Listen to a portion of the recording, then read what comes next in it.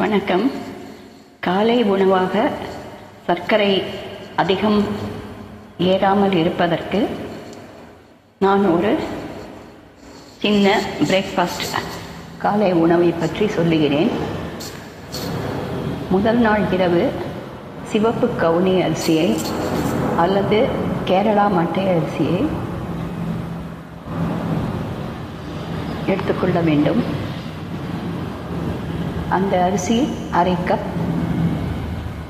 இட்லி புழுங்கரிசி அரை cup, 3 spoon உளுத்தம் பருப்பு, இவை அனைத்தையும் இரவே தண்ணீர் ஊற்றி ஊற விட்டு விட வேண்டும். காலையில் தண்ணீரை வடிகட்டி விட்டு தேவையான தண்ணீரை சேர்த்து இதை அரைத்து கொள்ளலாம். சிறிது உப்பு சேர்க்கலாம். இந்த மாவில்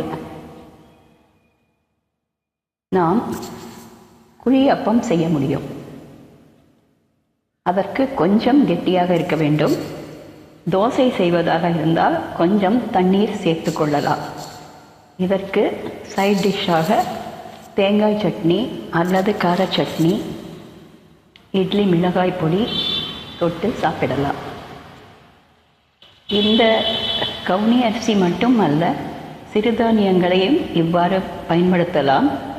ஆனால் ஒரு சிறுதானியமும் எவ்வளவு நேரம் ஊற வைக்க வேண்டும் என்பது பார்த்து செய்ய வேண்டும்.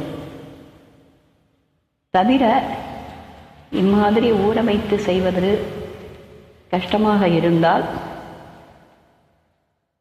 அவல் கிடைக்கின்றது, சிறுதானிய அவல், அல்லது இந்த மாதிரி பாரம்பரிய அரிசியின் அவல் கிடைக்கிறது, அல்லது அவற்றை குருணையாக உடைத்தும் கிடைக்கிறது.